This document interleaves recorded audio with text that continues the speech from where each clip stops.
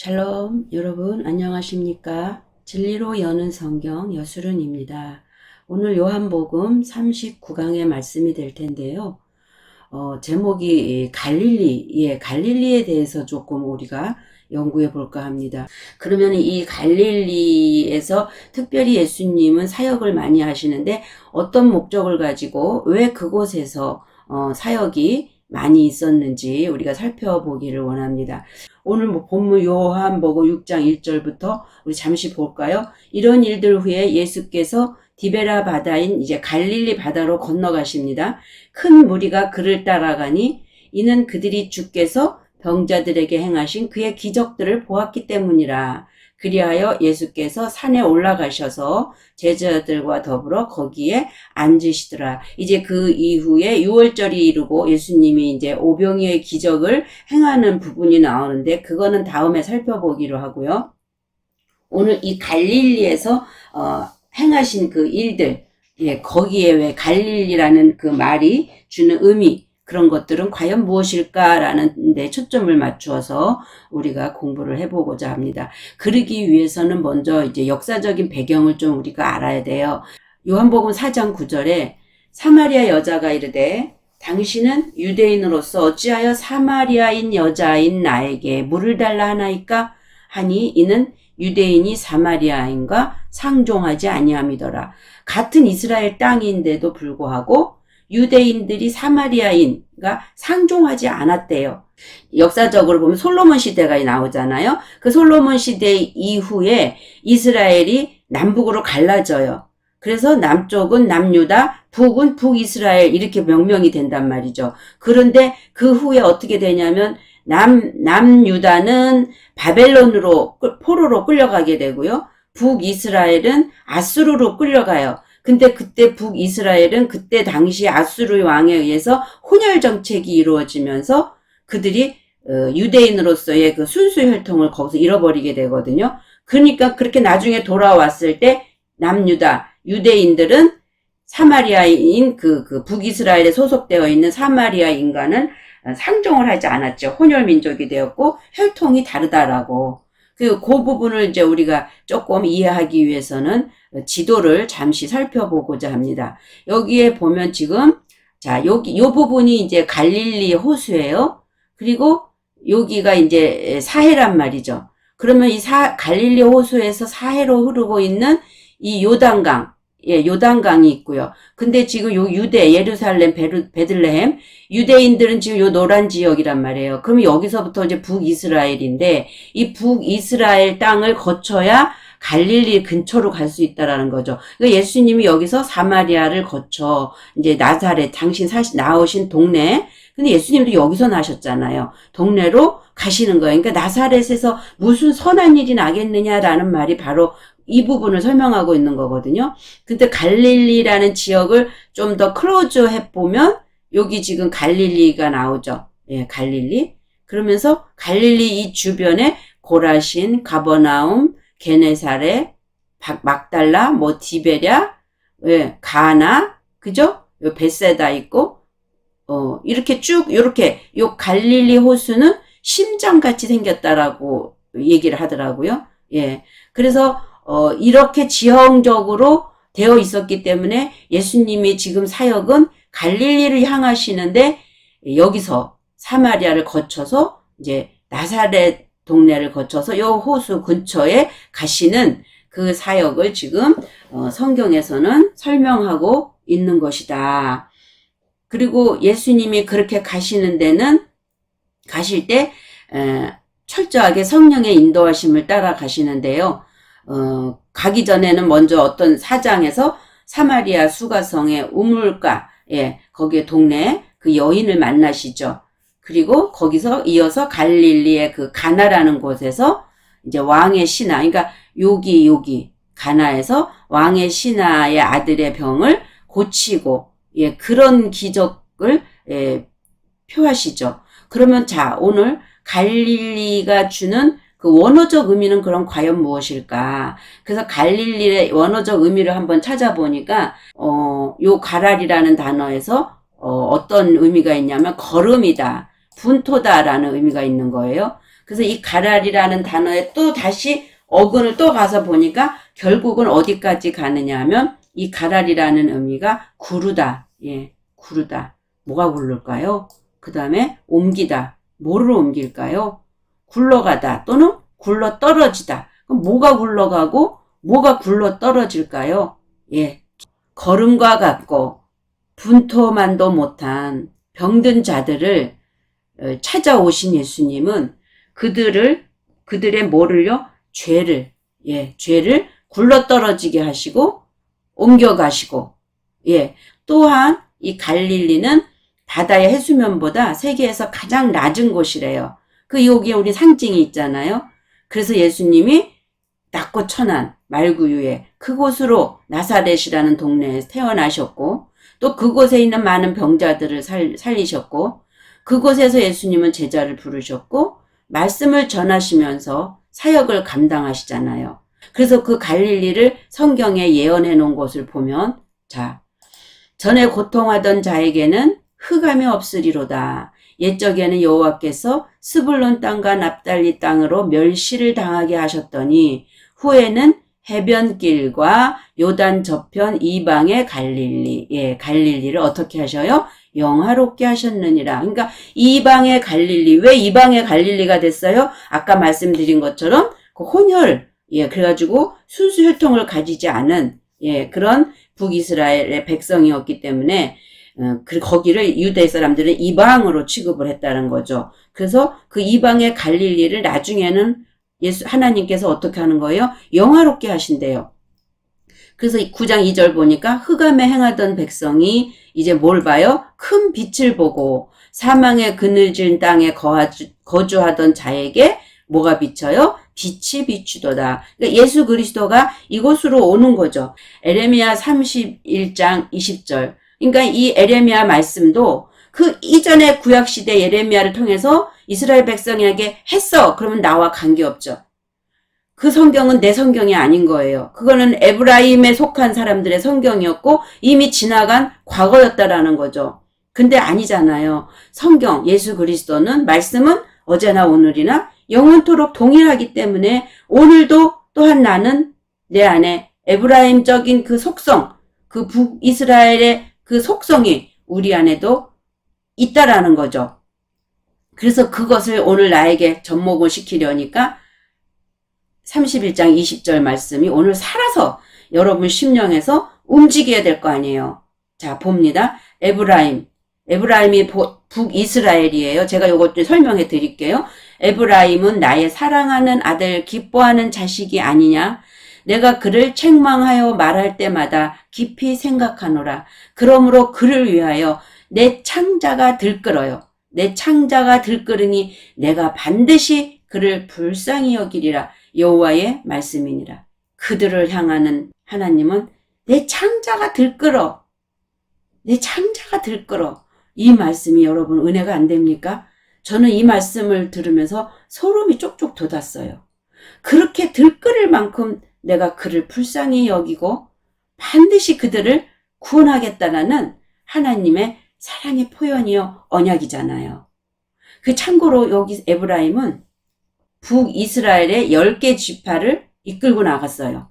그때 북이스라엘 10개 지파를 하나로 연합체로 딱 묶었을 때 그 주된 사람이 에브라임이었기 때문에 에브라임은 이렇게 얘기하는 거예요. 그러면 오늘 말씀은 그 에브라임을 향해서 가시는 예수 그리스도를 지금 그리고 있는 거잖아요. 그래서 이 말씀이 에브라임은 북이스라엘을 지칭하고 있는 거다라고 볼 수가 있겠죠. 그렇습니다. 하나님은 당신이 약속하신 것을 반드시 이루시는 분이에요. 그러니까 구약에서 이렇게 말씀을 약속을 하셨잖아요. 그곳에 찬빛이 비출 거고 내가 그들을 반드시 구원하겠다. 그러니까 구원을 하기 위해서 하나님의 성령은 예수 그리스도를 갈릴리로 계속 보내시는 거죠.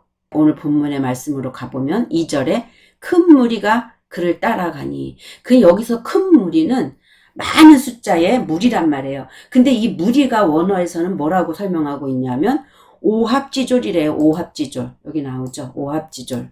그러니까 그들이 비록 병들은 오합지졸이었지만 문제는 뭐였냐면 예수님을 따랐다라는 거. 예. 예수님을 우리가 추구하고 예수님을 알고자 하지 않으면 결국은 예수님을 만날 수 있는 길이 없죠. 수가성 우물가의 여인도 그 뜨거운 12시, 낮이 12시가 아니냐. 그때 우물에 와서 물을 길러 온 거예요. 하나님의 말씀을 먹으러 온 거예요. 거기에는 비록 율법의 말씀이었지만 그 여인은 그 율법의 말씀조차라도 먹어야 되었기 때문에 그 뜨거운 낮 12시에 물을 기르러 왔다라는 거죠. 그러니까 그것을 예수님이 보시고 아셨기 때문에 그 사마리아에 가서 미리 가서 기다리고 계셨어요. 그 여인이 오기를.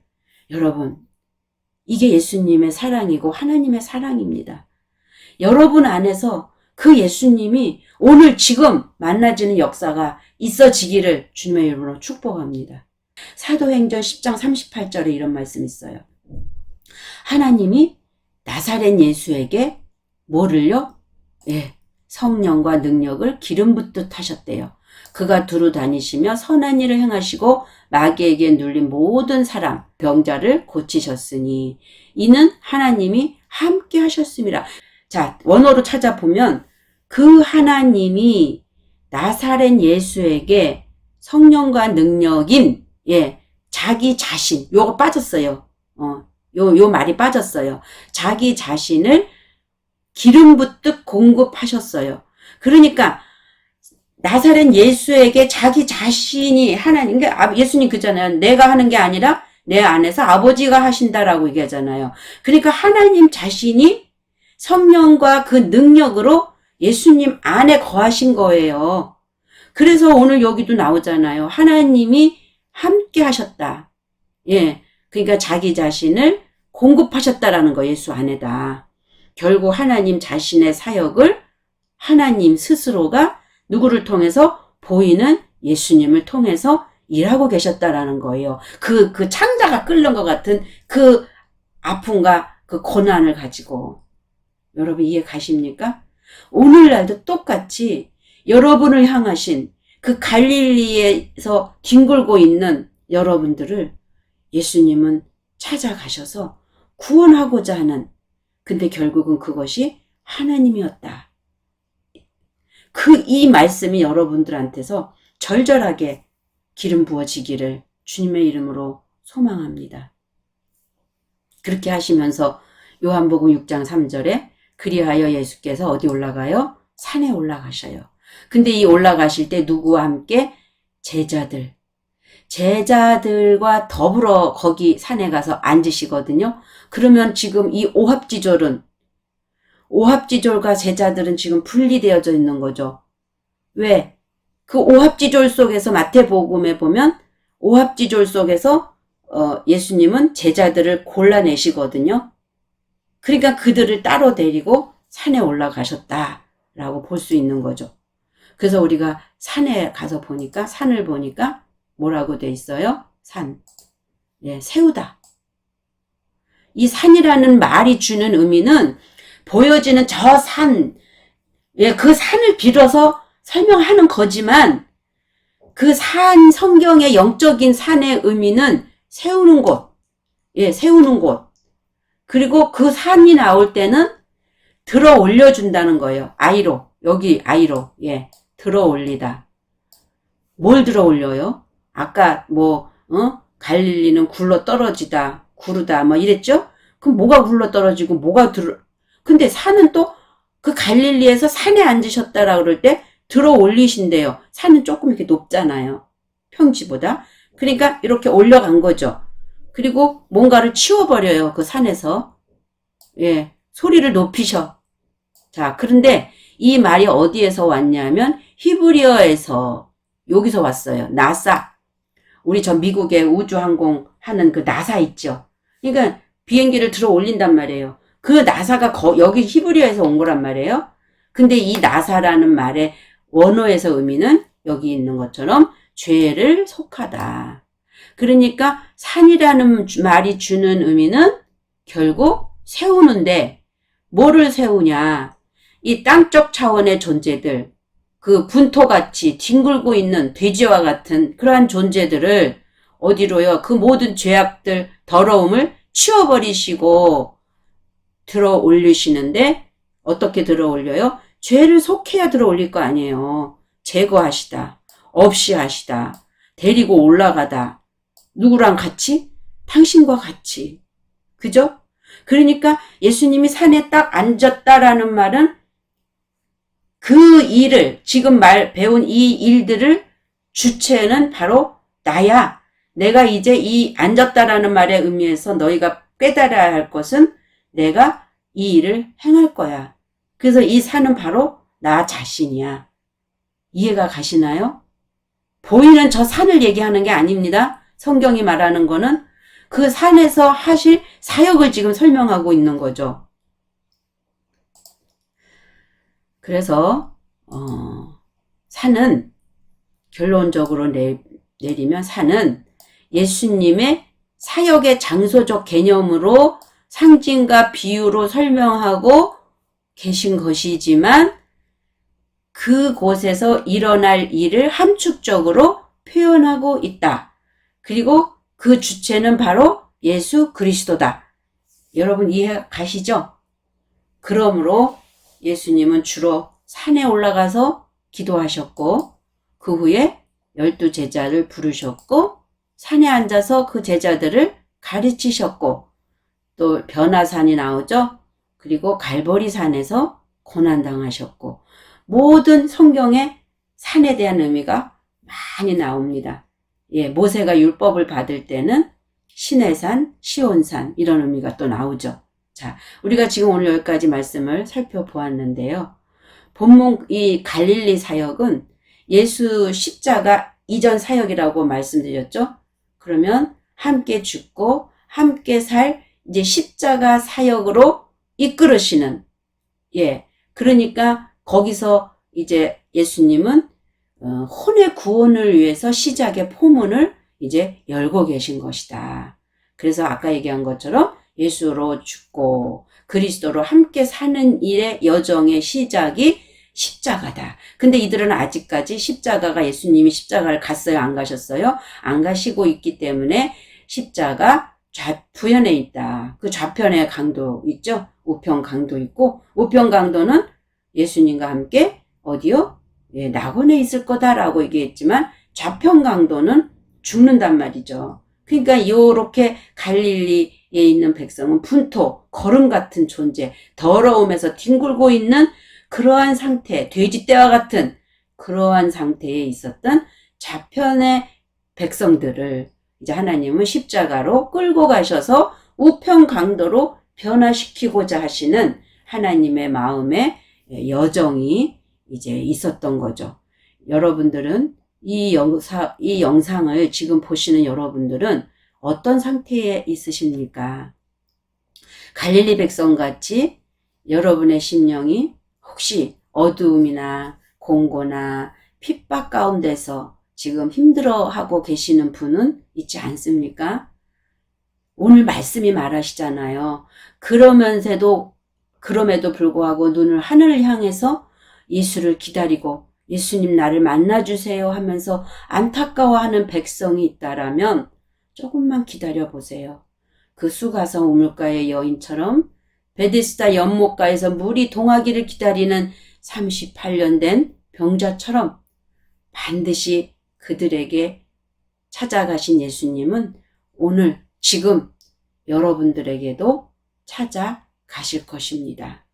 그리고 여러분들을 그 고통에서 낯사 들어 올려 주시고 죄를 속해 주시고 함께 주고 함께 살자라는 그 십자가의 사건이 오늘 지금 여러분 심령 가운데서 일어나게 될 것입니다.